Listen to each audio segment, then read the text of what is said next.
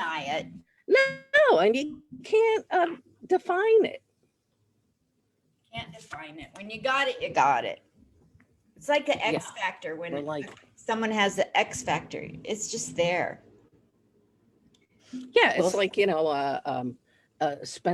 Spencer Tracy and Katharine Hepburn. They just did. Yeah. Yeah. It's And like all nobody the could great couples. Yeah. What other great So we're live. Okay, good. We're talking about great We're couples. live. We're talking about coupling. Sit down. Yeah. Come on in and sit down. We're going to go right into coupling. Only it's the old-fashioned coupling, like getting married and then having sex, that kind. Oh yeah, Anyway, that's welcome what I to Comic do. Spot. Yes. Comic Spot. Facebook people, welcome the heck to Comic Spot today. Oh my gosh. Welcome. I interviewed Shecky Beagleman a while ago, and we have chemistry. So Yeah, you're going to witness. Do you guys feel it? Do you guys feel it? Because I feel it. Is anybody watching? What is that rod? What's the rod coming out of your curtain? Is that like a TV reception? Oh, this? Yeah. Oh, this is, no, this is, I'm in my closet. I have one of those too. I'm in my closet. So it's my closet, office, back room. So this is actually a closet, like a hanger, like Yes. I don't know what the fuck it is. It's like that. It's like closet stuff. It's like a it's like a rolling thing that you hang clothes on, whatever the hell that's wonderful. called. You're high tech. Yeah. Well, now that we've bantered a little and you get to see the chemistry live in action, I'm going to read the intro I got. She says, Shecky Beagleman, a long time ago, Shecky was nominated for 2 MAC awards for Outstanding Female Comedian. Wow. She didn't win. She wrote for and was a regular cast member on USA's network Up All Night with Gilbert Gottfried and Rhonda Shear. When that went off the air, she never would go to another job. She's had numerous appearances on the Howard Stern show as Ronnie, the limo driver's mother, but hasn't been on since last February. Oh, I was on in like a month and a half ago. I'll go back and look at that. That's so cool. Oh my gosh. But I hadn't been on in a year and a half. And then I was just on briefly, like a month and a half ago. That was fun. That is so cool. She's done some other things nobody gives a shit about. Shecky's twat smells so bad. How bad is it? How bad is it? It smells like someone committed suicide in a garage in 1972 and they just found the body. Shecky is happy to Zoom with Linda Marcus Smith. P.S. Shecky wants you to know that if you smell anything, it's Shecky. And since COVID, she just got up. So here she is, the amazingly funny, talented actress, comedian, Shecky Beagleman out of New York. Woo! Welcome to, I can't do that. Ugh. I can't either. The Vulcan salute. Yes. Oh my gosh. That's bringing back good memories. Yeah. Shecky, we had you on before, me and the rock in my pocket. There's nobody but me, but I had you on before and we just can talk all day and have fun. Absolutely. Yeah. And we talked about all your comedy. So if you had to take the first 5 minutes. Looks like you got a different background. You're looks like you have curtains and you have and you have like a I like that. And I'm only half Jewish. Oh, that's your oh yeah, and you're half Jewish, so you have half a Christmas tree. Yeah, and the tree is barren like I am. Oh, well, I wouldn't even have a tree. I only did it for the goyim, that I live in a motel and I guess I have it in case they come in to clean my room. I want them to think I'm normal. How many, which half is Jewish? The good half? My mother was not Jewish And her father was Jewish, so I'm so fucked. But your father was Jewish. And his mother. It's just, Right. I got robbed. Loser. Well, what do you mean? You're three. That's pretty Jewish. Thank you. I'm Did 75. you make your did you make your bat mitzvah? Did you make your bat my mitzvah? parents. No, my parents wouldn't have anything to do with spending money. Were Go you figure. were you reform? Were they reform? Were they what was They were reform when the rabbi would let us come, but we lived on the poor side of town, and my dad picked the glitzy synagogue. And so they didn't like it when our car rolled up in the turnaround and we came out with our Goodwill clothes, you know, and then everybody else had fur coats. It's that bad. It was that bad. My dad, he just wanted the best for us. Yeah. Unfortunately, we weren't the best for the other people. We kept the neighborhood prices down every time we went there. Well, you should have gone to a different shul. Don't go to the glitzy shul. Go where, there your peeps are at. What the fuck do I know? I thought I was Jewish my whole life. I just found out in New York City that I'm not. It takes a New Yorker. Portland people are passive. They won't tell you you're not Jewish. You're so passive aggressive. Well, I mean, I don't know. Whatever. I don't get all that stuff. Let's get into Shecky Beagleman's comedy life.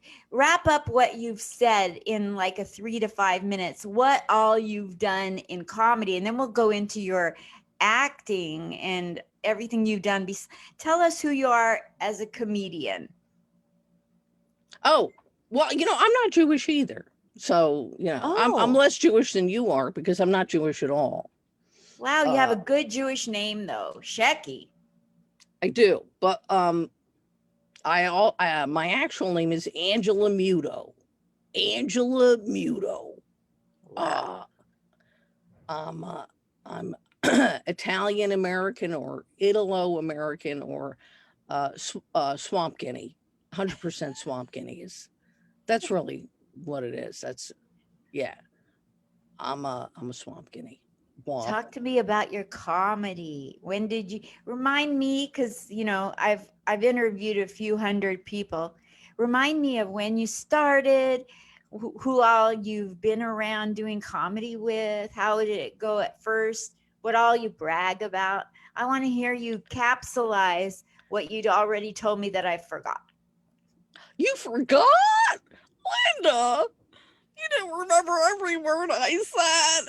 I remember everything Sinbad said and forgot. Oh, everything Sinbad said. I say. Oh, and Bobby Sinbad Rydell says it. Bobby Rydell. Wait a minute. Wasn't he a singer in the 50s? I'm glad you said that. You got suckered right into my next comment. Go ahead. Am I right about that? You are.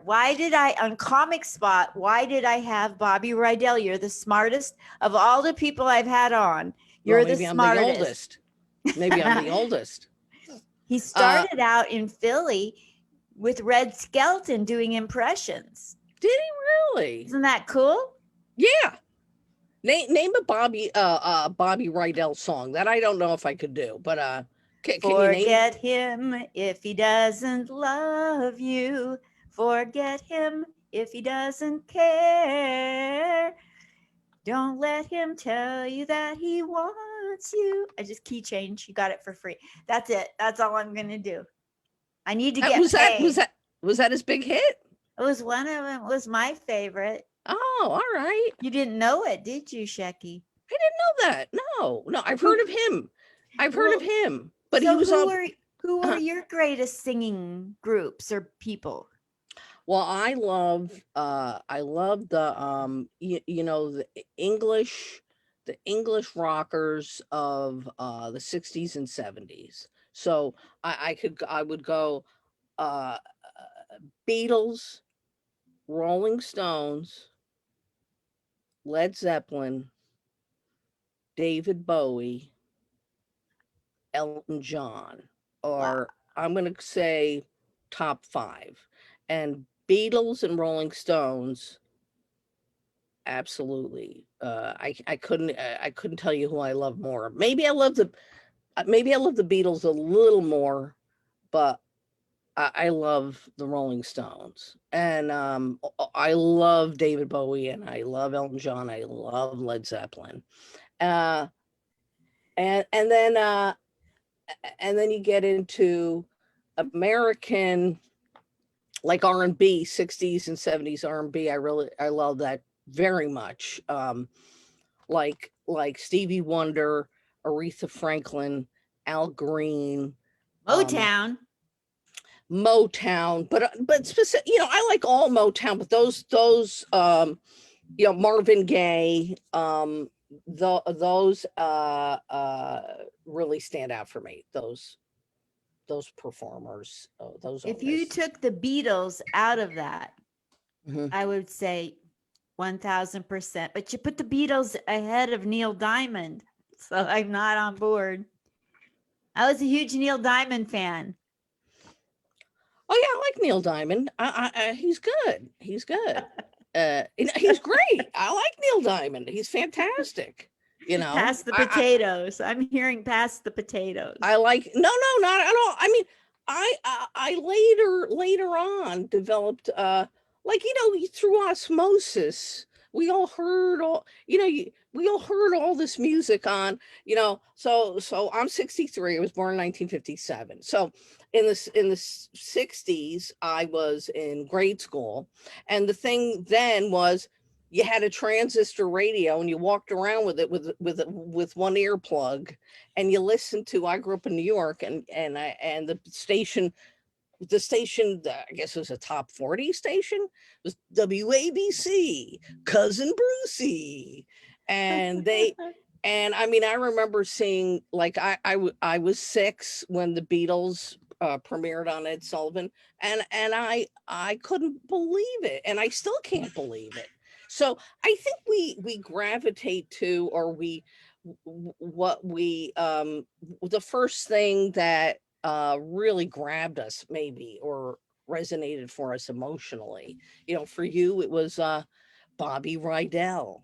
Yes. Which Oh I my wouldn't gosh. tell anybody about that. No, I'm kidding. And Neil Diamond. That's whatever age you were, and that spoke to you in a certain way. And I think it's all very emotional. Like It is. I mean, and music is emotion. But Absolutely. so I grew up listening to the Beatles, and then I discovered the Rolling Stones when I was in junior high. Um, but I heard them on WABC, and I liked them, but it was, I was sort of maybe it was a little too mature. But I was really good, the Beatles, and then the Monkees. I love the Monkees. So, Me but too. you like them? Oh, you do? Okay. And Yeah, Herman's Hermits. Herman's Hermits. Okay. Yeah, no, they were good. I remember I saw, yeah, Mrs. Brown, you've got a lovely daughter. Yeah. Uh, and that was supposed to be about her dog. When I heard Mrs. Brown, you've got a lovely daughter. Oh God, I don't know what it's really about, but now they were, yeah. That's the only song I remember from Herman's Hermits, but they were cute. I remember maybe I saw them on Ed Sullivan, and I thought he was cute. Yeah. So, what kind of Beatle fan are you? You listed them first, and there's Beatle Yeah. fan groups. Are Yeah. you part of the Beatle fan group worldwide? Well, online, I'm, I now you can just join groups so easily. So if it comes up, join the John Lennon appreciation group, join the Yoko Ono appreciation group.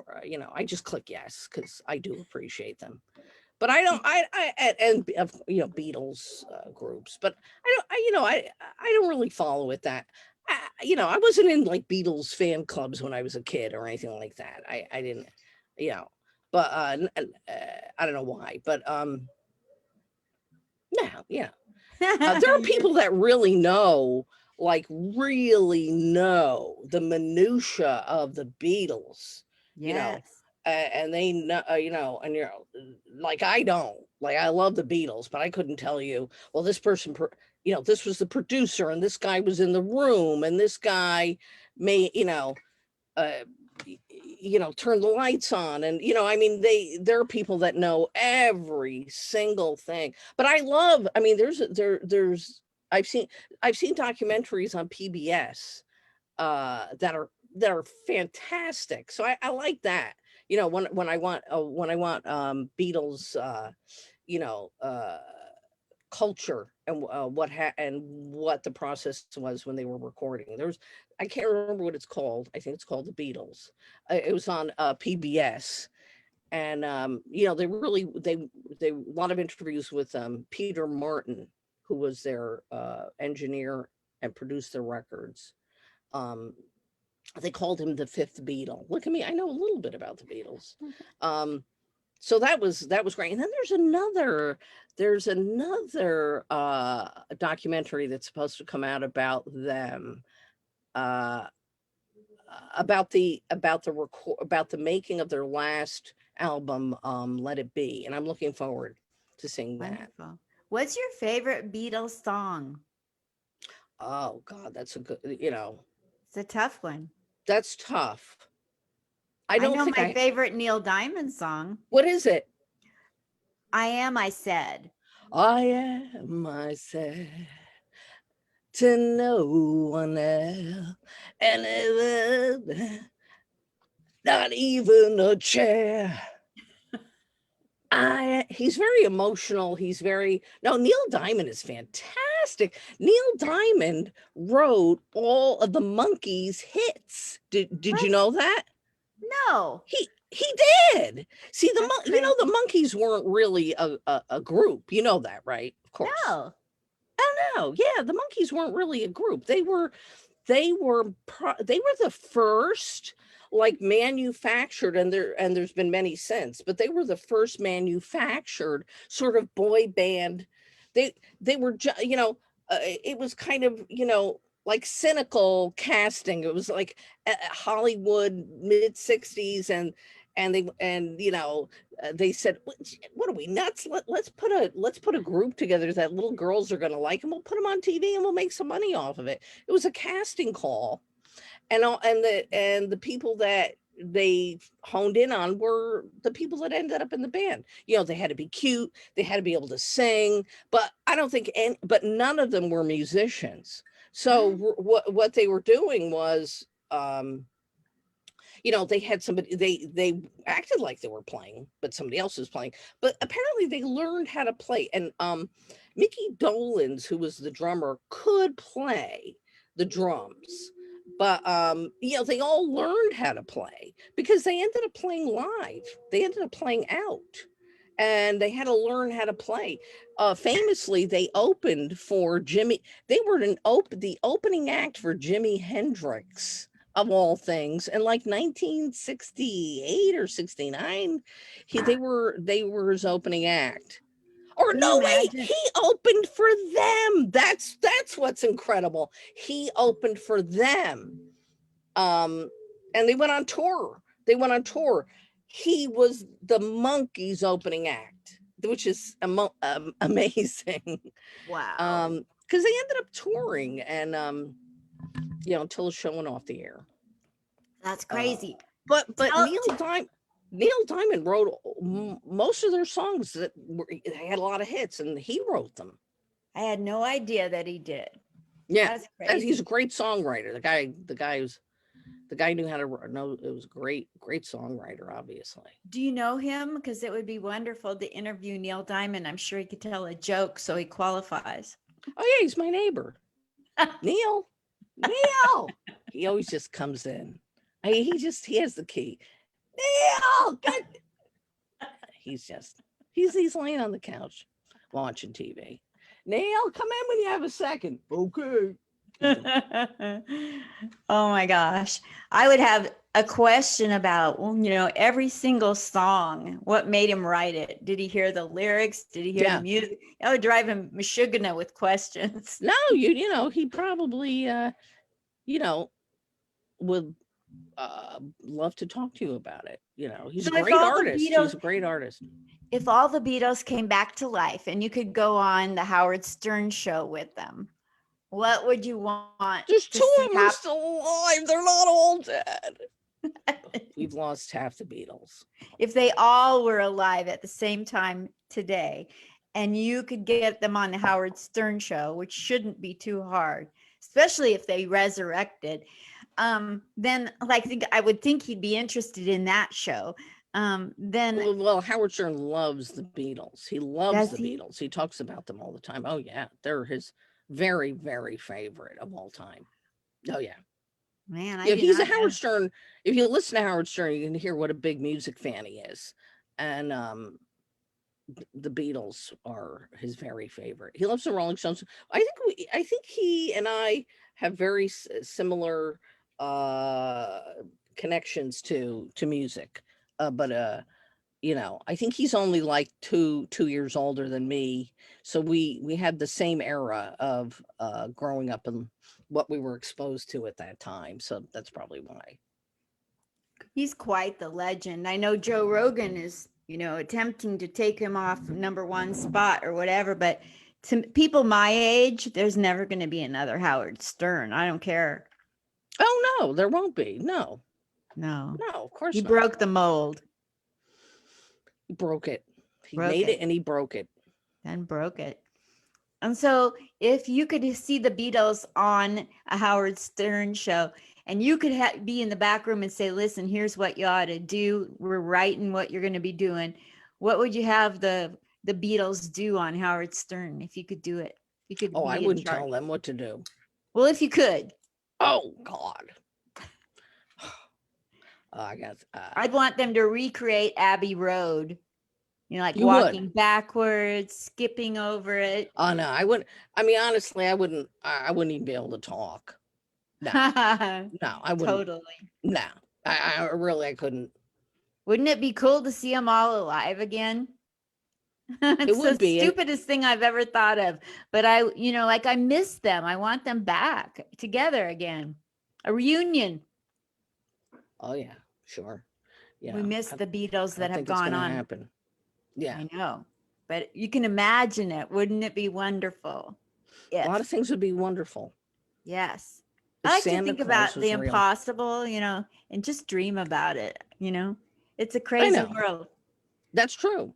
That's how Well, bad the world is right now. I'm thinking about what would I do if the Beatles were all still alive together. Well, there's concerts where they'll have a hologram of a dead person and somebody singing with them. So it's very easy to CGI anything now, and it Yes, looks pretty good. that would So sell out.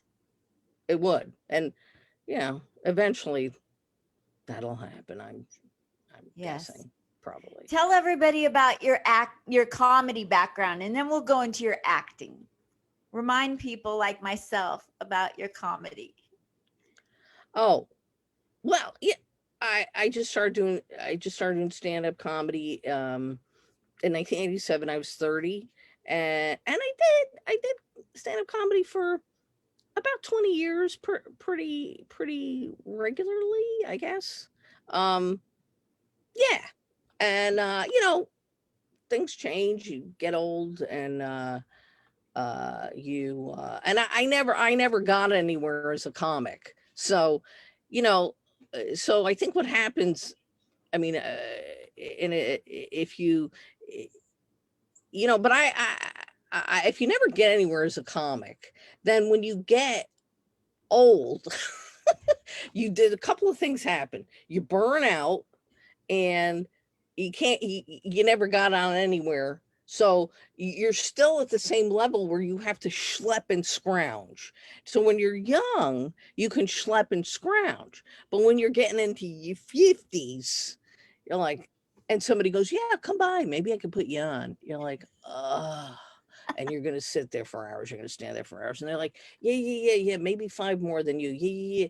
Ah, sorry.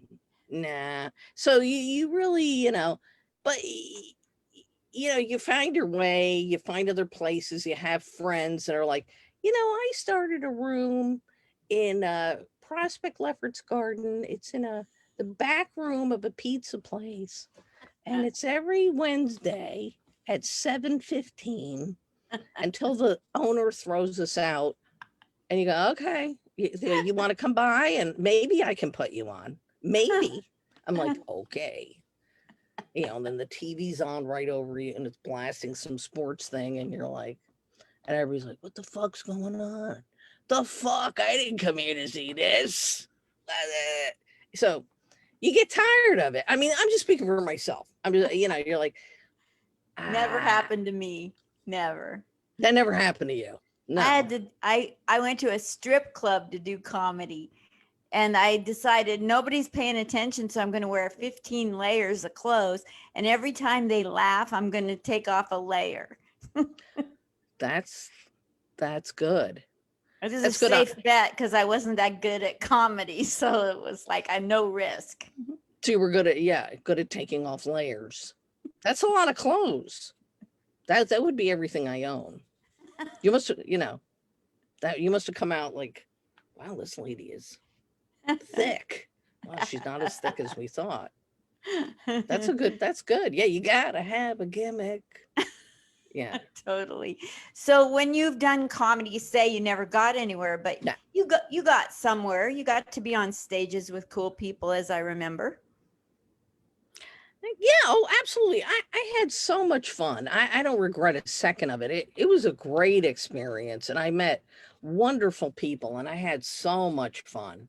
And yeah, I had a ball. So it was all great. I mean, even when it wasn't great, which, plenty of times it wasn't at all. But you're always looking for that time, you never forget the time it was good. And what was that time for you? Picture Sicily, 1945. Now I'm doing Sicily, 1945. Golden Girls. Yeah, like she, Boston Comedy Club, 1990. No, I don't know. I don't know. Like, I really enjoyed the Eagle Tavern, the early days at the Eagle Tavern, when I was going on there, and Tim Davis was the manager. And I met a lot of great people, and sort of that was like a classroom, figuring it out. And that was so much fun. And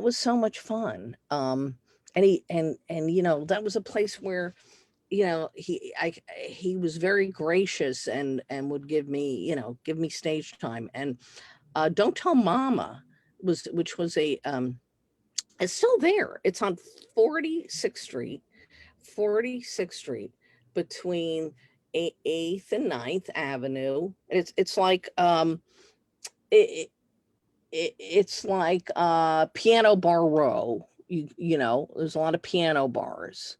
And back then I think it's changed, but back then it was a lot of singers, with pianos. What is that called? I don't even know what the fuck's that. And there was a stage, and there's a piano on the stage, and which is great because then you could play around with that. And the audiences were fantastic. And that was really a great. There was a great show called The Pool Party, hosted by Ron Poole, and he is like the greatest host ever. And that went on for a few years and was so much fun. And I met so many great people like Ron Poole and Nancy Witter, Michael Burrell, Danny McWilliams, Darlene Violet, just so many great people that I'm Keith Price, that I'm still friends with. And then we would see each other. Then the Duplex downtown on Christopher Street, that became a great place to do comedy. There's a great comic who's unfortunately no longer with us, Poppy Kramer, and she started a show there called Suddenly Stand Up. I want to say that started in ni- ni- 19 late 90s, and it became like a mainstay of comedy. Like it was the best. It was an open mic, and it still goes to this day. She started the greatest open mic in New York City, and then Michael Brill took it over, and now as the host, and he's a great host and hysterical. And Danny McWilliams has done it for, I want to say, the last 5 years, and he's amazing and great. So it's an open mic. It's every Wednesday. Well, no, it's not. It hasn't been since COVID, but it's online. Dana Friedman hosts it online. So if you want to find it on Facebook, Dana Friedman, who is fantastic, hosts it online currently. So get a hold of her for the mic. Yeah, just message her and sign up for it. It's really great. That's so cool. Who's your favorite comedian of all time, living or not? I'm gonna say that's really hard too. That's really hard. But I'm gonna say Joan Rivers. Ah, yeah. I'm gonna say she is like you know, like my comedy hero. Yeah, Joan Rivers. Definitely, yeah. What is her greatest asset, in your opinion, that makes her your favorite? Because there's many facets to her. Oh yeah. The documentary about her, A Piece of Work. I've seen that a few times, and I think it's probably really tells you the whole thing. Just her amazing tenacity and never giving up, and she just fought her way in against all the odds at that time. All I of mean, them. and she, amazing what she went through to get on stage and prove herself. But Yeah. she didn't care. She was going to do it, and she knew she was great. And I mean, and then the feedback she was getting from everybody, including Johnny Carson, of course. He's like, you're great. You're a star, But yeah, she was so insecure, Really? but she was insecure, I think, about herself, like she was very insecure about her appearance, and that's why she altered it so much. Very self-conscious about the way she looked, obviously. Um, Thought she wasn't pretty, and that was very important to her. And she was beautiful, you know. So I don't understand all that part of it, and why she put herself through what she did with plastic surgery. That was crazy. I mean, a little plastic surgery, sure, like, but she went nuts with it. But she didn't need to do that. But yeah, she was great. She was just She great. was. Yeah. Definitely. What's your favorite joke you ever heard anybody ever say? Or your favorite joke that you've said? Or your my favorite God. joke that never gets any laughs, but you refuse to drop it? These are great questions. You can answer them all. I'm in no rush. I'm retired. You know this. I haven't worked since 1996 and I have no friends. So talk away. Oh, well, that's why we get along so well. Same here. This is my social. People think I'm being nice. I'm lonely. I'm lonely. That's a good joke. Thank you. I'm not nice. I'm lonely. I'm not racist. I'm hateful. There's a difference. Yeah. Oh my God, the best joke I've ever heard. Well, I could tell you the first joke I ever heard that made me laugh, and I heard it every year from my father at Thanksgiving I want to hear dinner. it. Okay. So They're a salesman, a traveling salesman. God, I love these jokes. So yeah, I think the first time I heard it, I don't know, maybe I was 7 or 8. My father's a great jokester and a great punster. He loved puns. I do too. I do too. Yeah. He got, he walk around, he just had lines, yeah, I used to work at the Budweiser factory, but then I got canned. He would just, he just, there was a cemetery we drive by and he go, they're dying to get in there. They're working with a skeleton crew. And if he just was, we'd always laugh, even though we heard him a million times. His delivery was good.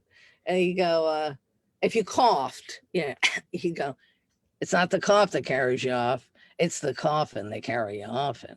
Like, thanks, Dad. I'm 8 years old. That's good. That's a good one. It was good. He had a lot of good ones. And he loved to tell jokes. And he was very good. He was very, very funny. He could tell, he had a good, I'd say his delivery was excellent, So this joke was, I was a traveling salesman, and he's driving through the countryside. And he has to go to the bathroom really bad. And there's nowhere, there's just pumpkin fields on either side of him. And he's in the middle of nowhere. And he finally sees like a little store, like a little country store. He jumps out of his car. He goes in. He goes, "Oh, please, I really have to use your bathroom." And the guy behind the counter goes, "Well, we don't have bathrooms, but I tell you what, why don't you just go right across the street in the pumpkin field, do your business in there? Nobody will ever know." So he does, and but so what he does is he goes in there, he grabs a pumpkin. These jokes are ridiculous. Takes off the top, scoops it out, and he does number 2 in the pumpkin, and then he puts the top back on, and puts it back. Next year, story your joke is ridiculous. He's driving through the countryside, and he realizes he's in the same place he was the last time, and he doesn't have to go to the bathroom, but he wants to confess.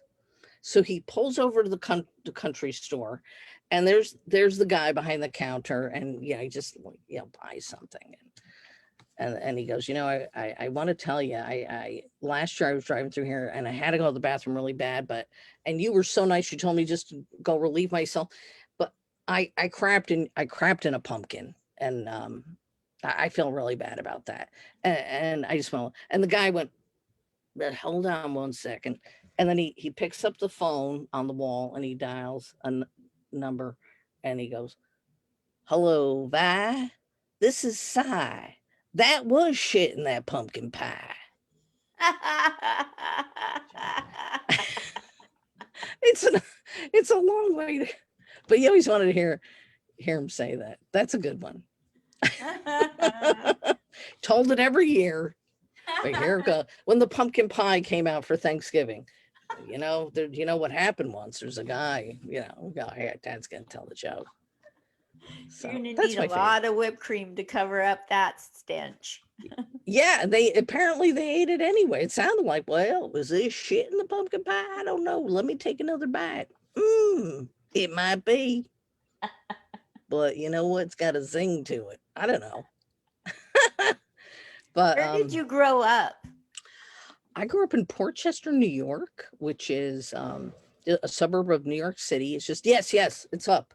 It's up just an hour north of New York City. It's like by what are some other stops along that way?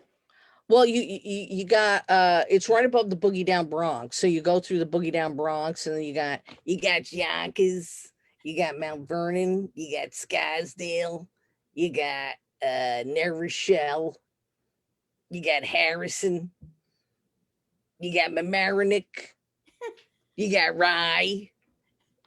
I'm going up the line, the Metro North line that you take, and then you got Portchester.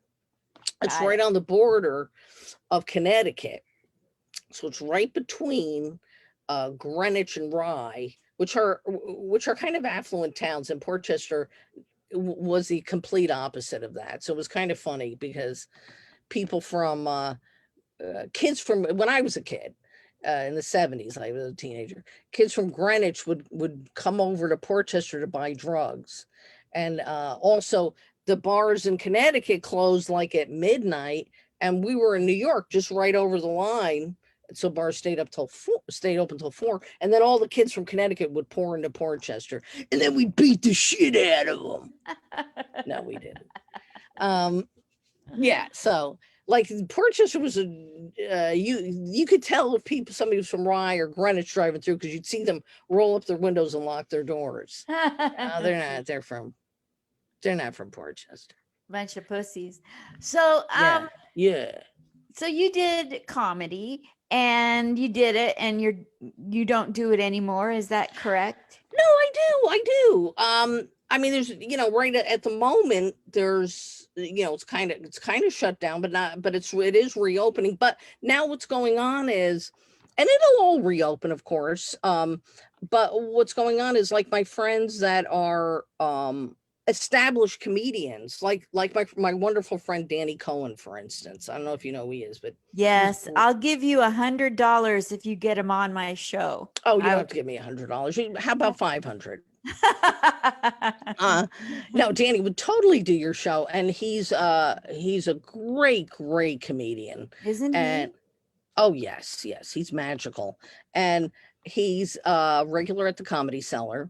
Mm-hmm. And now what they're doing is the Comedy Cellar is still closed, but what they did was they took the upstairs part where they normally would have like a little platform with some musicians on it, and they put plexiglass around it, and then they let in like 20% capacity, and so they're doing that, and but everything has to close at 11. So he's been performing there, and that's so fun because so when he's there, I live over on Houston and Mott Street, and the Comedy Cellar's on McDougal, so it's not far to walk, and I just walk over. Yeah, it's great. So I'll go over, he'll go, hey, I'm gonna be there, come by if you want. I always like the comics always go, come by. That's our favorite expression, right? So I come by and watch him, and then then you'll see, David Tell and Chris Rock was there one night.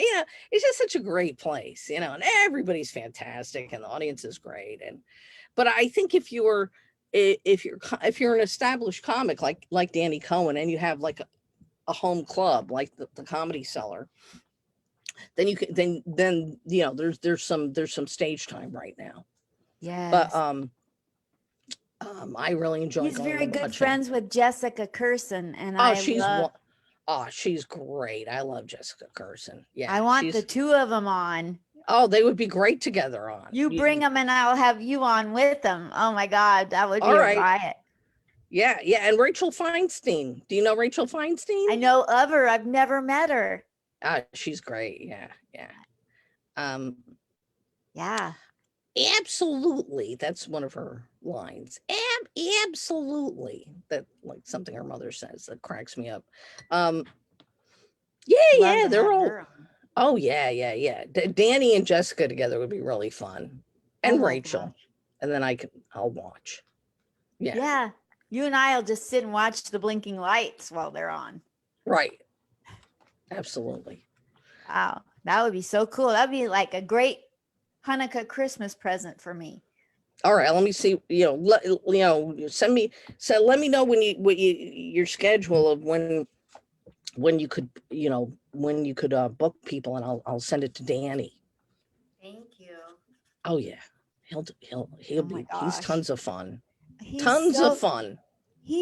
think, there are people that are up on stage and they're recalling and they're stating their lines, and then you have Danny.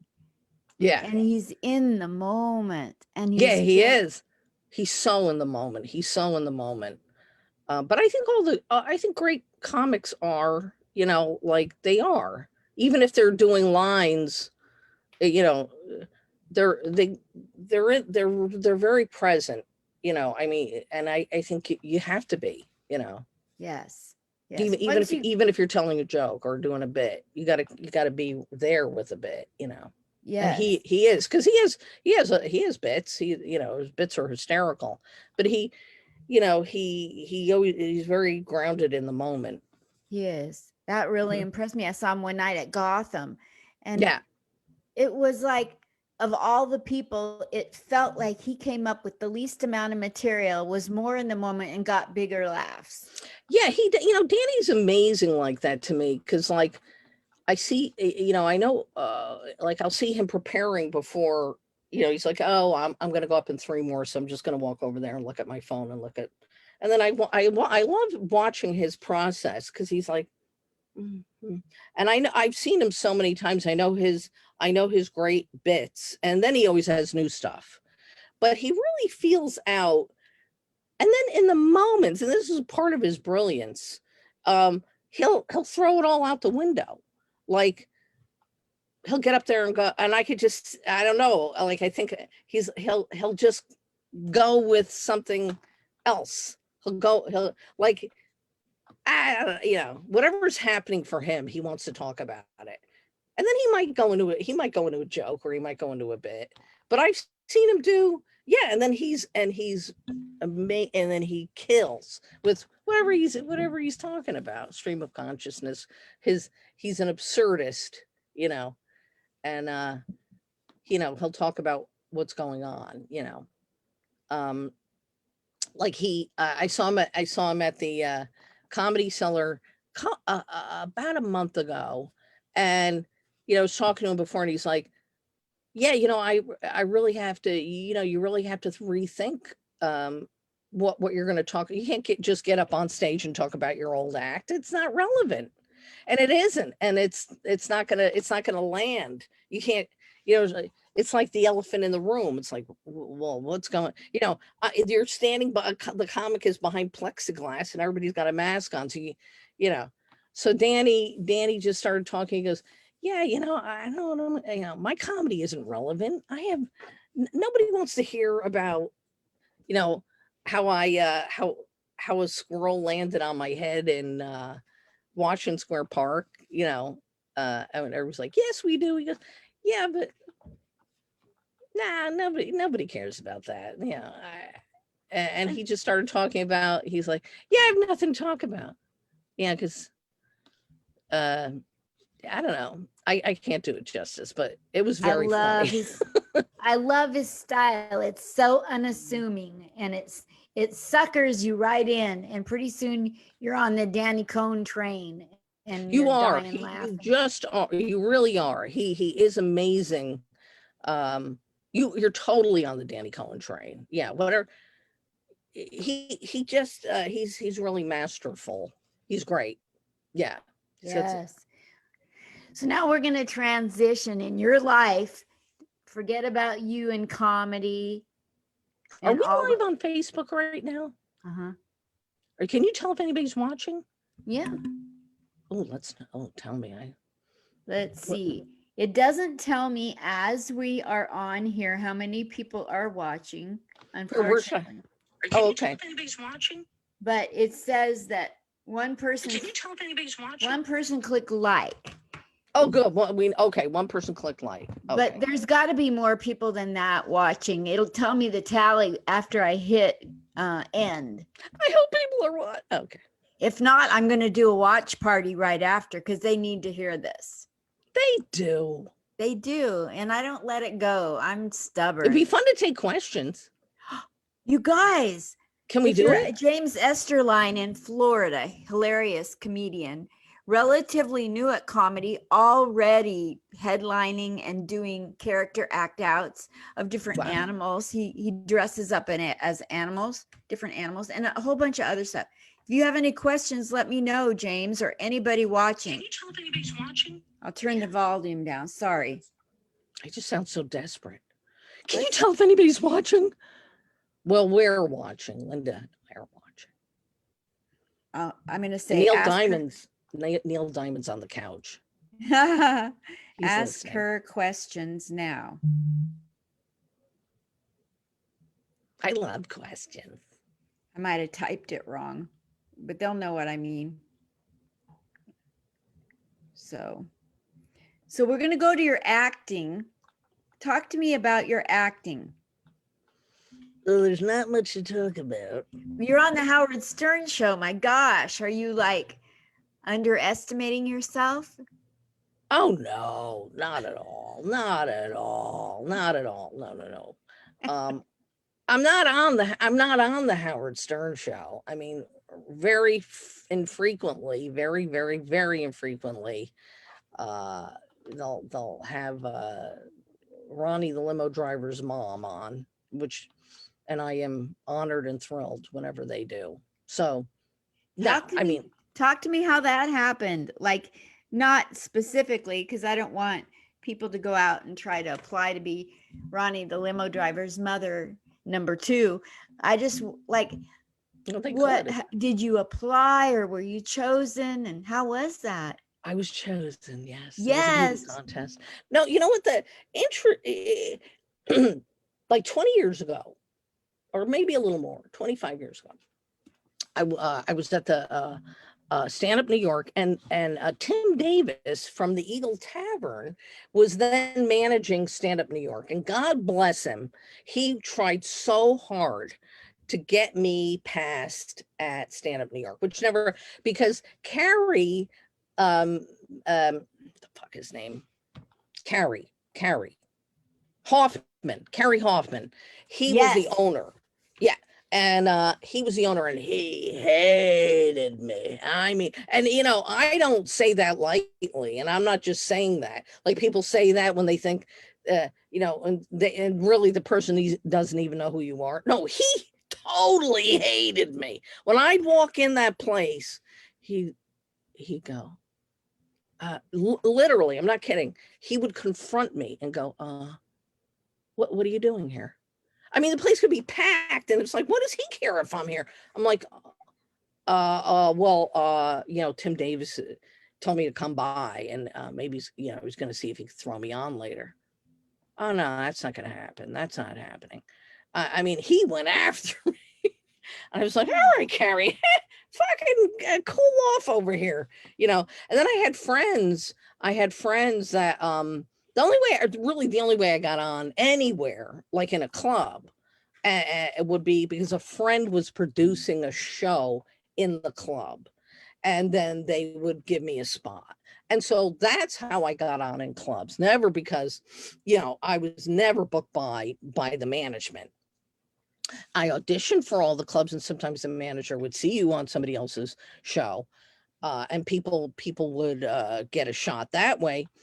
But I never did. And but Tim Davis was so wonderful, and he go, no, just, I think Harry just needs to see you again, and but I go, he's seen me 5 times, and he fucking hates me, He's like, no, just try not to talk about your pussy so much. It's like, do I talk about it that much? That's your whole fucking act. I'm like, oh, okay. But I was going on there here and there, and he got, and at that time, this was not unusual, and I don't think it still is. Like, shows would call comedy clubs and go, hey, we're casting for something, and we're looking for this type of, can you recommend a few people and tell them to come by if they're interested? We're seeing people for this, and we're looking for this. And that would be, and everybody would clamor, or they'd be like, oh, did you hear that, some show, whatever the show was, is looking for, and people got jobs like that. And you were like, wow, and the manager recommended you, and things, that was great. And so the Howard Stern show had called Stand Up New York and said, we're looking for some female comics that for this bit, and he explained with them. It was a contest that was a regular thing on the Howard Stern show. Guess who the authentic was the word? Who is the authentic one who did this? So we'd had 3 people, and one of them did something gross, of course, or amazing, or what, and the other 2 were actors. And so Howard and Robin and Artie Lang at the time, and Baba Booey, and Benji Bronk, and Jackie the Joke Man were all there, and they were they were trying to win the contest. You know, who guess the real person. So this was a contest where so the audition was, okay, you have to go in. So you go in and you're going to tell a story about how you had sex with a dog. And I said, absolutely. And I had a friend who had sex with a dog, and she'd tell us the story every time she got drunk. And it was great. It was a great story. So I told that story as her, and for my audition. And they go, great, you're come tomorrow, show up at 5 a.m. and there's one other actor and the authentic, and then you'll do the bit in the studio. So then I went the next day. I was all excited. I'm in the green room with crackhead Bob and stuttering John, and I was like, I couldn't believe it, and it was so, and then I could hear the feed of the Howard Stern show, and there's a monitor, and I could see the studio. It was amazing, and I love Howard Stern, and I couldn't believe what was going on, and but then I see Gary Delabate panicking, running back and forth, and I go out in the hall to see what's going on, and he's talking to KC, who's somebody who worked there at the time. He's like, the authentic hasn't shown up yet, and we're doing the bit we're doing this segment in 2 more bits, and in 15 minutes we're supposed to do this segment, and the authentic hasn't shown up. What are we gonna do? We got to cover like 10 minutes, and I'm listening to this, and I'm going, oh my God, what's going on? So yeah, Gary comes into the green room, and he says to me and the other actors, he goes, yeah, we had this authentic coming from Pennsylvania, somebody who really did have sex with a dog, and she's not here, and she's not answering her phone. And so KC goes, hey, what if we grab an intern, a female intern, and just have her be the authentic, just fill her in. And this was so impressive to me, because Gary said, are you out of your fucking mind? If Howard found out that this was bullshit, that would be my ass, that would be your ass. The show's 100% authentic. If this person they totally vetted, she really did have sex with a dog. So he goes, we're not going to have somebody come in here and act like they're the authentic and they didn't really have sex with a dog. And I was like, wow, this show is so, has really high standards. They're totally legit. Like all the stuff you thought was maybe like not like kind of, just made up for the show. No, it's not. It's real. So they had to cancel the bit. And I went in there. It's like, I'm so sorry. The bit with the segment it's the next segment, and the authentic isn't here. And I was so disappointed. And they're like, yeah, we just have to sort of bullshit, like just talk about what we were gonna do. And I'm just so impressed with your integrity, with the show's integrity, because you could have easily had somebody come in and they go, yeah. And Gary's like, no, that's not what we do. That is not what we do. But because of and I just love the show even more now. I don't even know how that's possible. And then he from then on, Benji Bronk was the one who had auditioned me at the time, and he was an intern. And he would call me and offer me other bits and to come in and do. He's like, yeah, we're having somebody come in and deep throat a salami while a midget throws cold cuts at their ass. Would you come in and do something like that? And I would go, and I crack up and I go, I love that. And I love that bit. And like, they go, like, could the idiot, could the midget like eat like something like if we put like cheese whiz in your ass, could they like, I don't know, they'd have some other idea to do with the midget, and I'd be like, Yeah, I would do it if I could do it as a character, but I don't want to come in and do it as myself because, Yeah. you know, I mean, I have integrity too. I'll do it. I'll do it. You could throw salami at my ass if I could be, a character. Betty But Grable. they wouldn't do that. They was like, nah, we don't do that. We just don't do that. So I said, just keep calling me though. And then eventually they let me come in as a character. And Yeah. that was Benji Bronk took a big risk one day because he'd been calling me for years and I would just he'd go, well, now what is this character you want to do? You keep saying as a character. What's the character? And I said, well, I do this character as a pre-op trans person. And uh he's on hormones and he's pre-op. He's just about to have the operation. And he lives in Tompkins Square Park.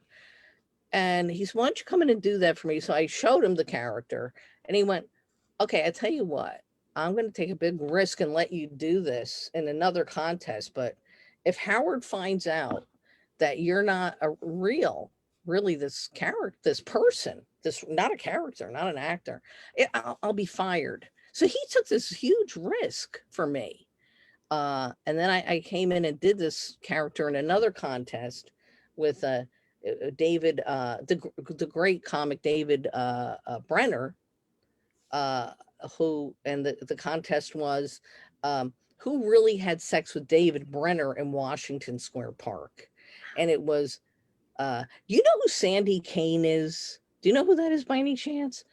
She is the she's an elder statesman. She's been around a long time, and she does something in Times Square called the Naked Cowgirl. And she wears pasties and like a G-string and a cowboy hat and plays the guitar and sings. So she'd been a regular on the Howard Stern show.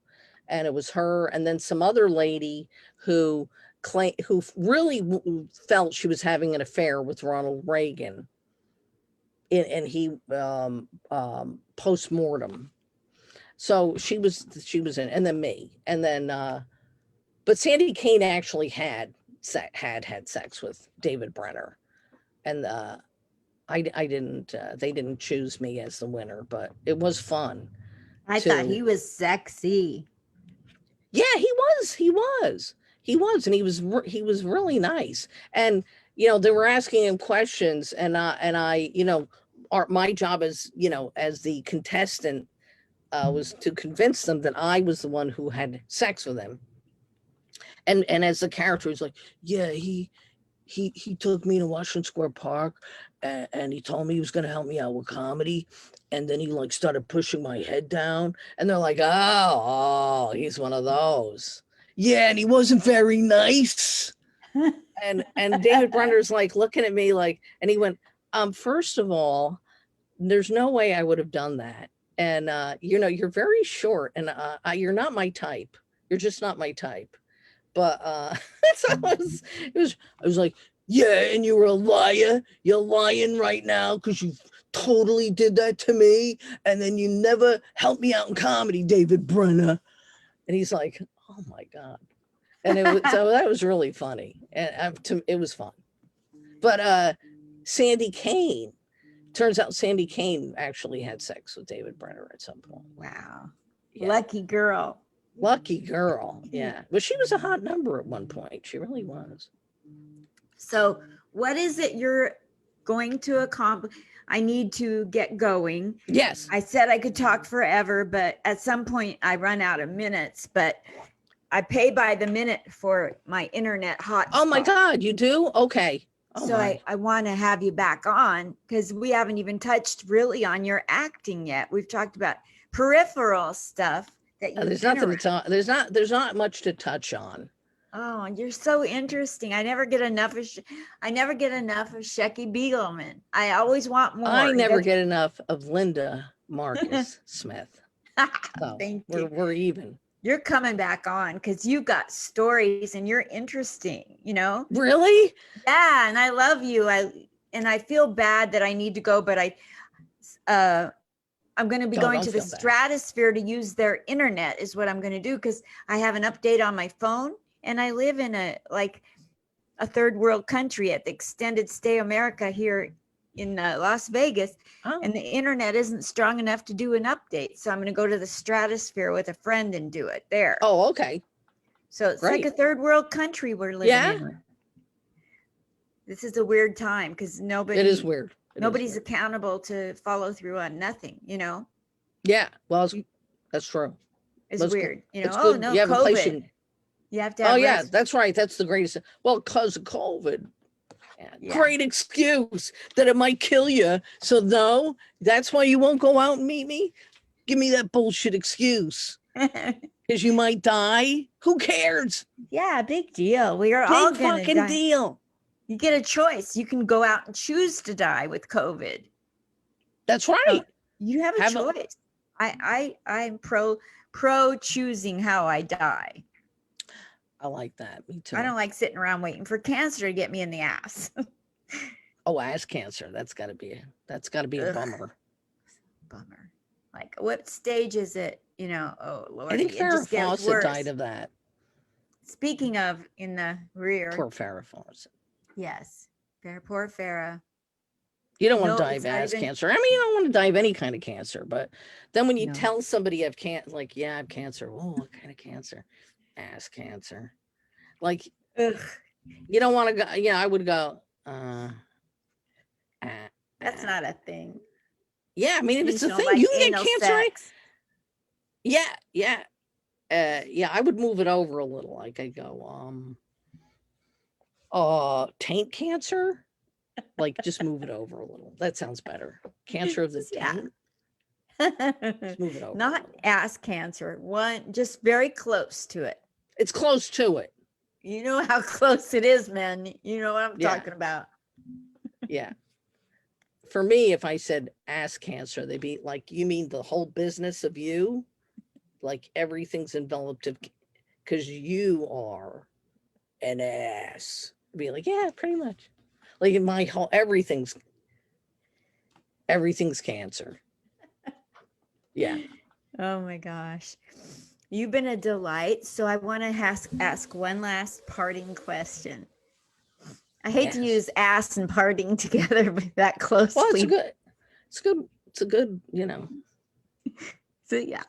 So let's say you were to be able to orchestrate what people say at your funeral or at your grave. Yeah. What would you want them to cry about or laugh about? Oh my God. Yes. Really good question. Oh, cry about or laugh about. Oh. Well, first of all, I'm not going to have, I totally want to get burned up in crispy ashes and thrown down a sewer. But I think the sewer in front of the house I grew up in. So if everybody could congregate around that sewer and they chuck me down there, they just talk about what a moron, she was such an idiot. And just talk about like, what a dope I was. All the and just tell the story about some stupid thing I did. There's a lot of them. You're coming back on to tell some fun. Will you put together all the funny things that you've done in your life that would be funny to say at your funeral? Like I want all of them. I'll have you on next week to go through that. Do you know how like sometimes I sit here and listen to people's stories and they're not funny and they're not meant to be funny. Really? You entertain me. Oh, I'll tell you a story about how once me and my friend Eleanor, when we were 15, hitchhiked to White Plains to buy her mother hairspray. and we got kidnapped to Bear Mountain. Like we got in a flatbed truck with a bunch of hippies, and they took us to Bear Mountain, and then and then we had a run, and then we were like, what the where are we going? You're going to Bear Mountain. You're going to camp out with us girls for the weekend. And we're like, no, we're not. And then we get to Bear Mountain, and we're like in the middle of nowhere, and they're like pitching tents. And they're like, girls, you don't know where you are, and you're stuck with us. And then me and Eleanor just went, run, and we're running, and these guys were chasing us, and they were like hooting and hollering like it was like the Civil War, and they had no teeth and long hair. And I'm looking back, and I'm like, this looks like, I feel like I'm in the Civil War, and this is exactly what it would look like. Yeah! Like but they didn't catch us. I don't think they wanted to. I think they just wanted to scare us. And we luckily got away, but that was really fun. That was exciting. All right. So I'm going to get with you to have you back on next week sometime, where you can tell a bunch of the funniest things you've ever been a part of that would be great to say at your funeral. Okay. Absolutely will. Forget the last part. That's kind of a Debbie Downer, but I'll the tell you about the funniest time things you can recall. Eleanor almost had sex with Iggy Pop at the Capitol Theater in Portchester when we were 15. It didn't happen, but that was good. It was like a midnight show. More about David Brenner. Do you have anything more on David Brenner? No, I didn't really meet David Brenner. I was just there. I didn't even meet the guy. I was just there, and he seemed really super sweet. Really nice. Really nice. I always thought he was great. So when you come back on, remind me to tell you when I met him. Oh yeah. He's really nice. He was really nice, right?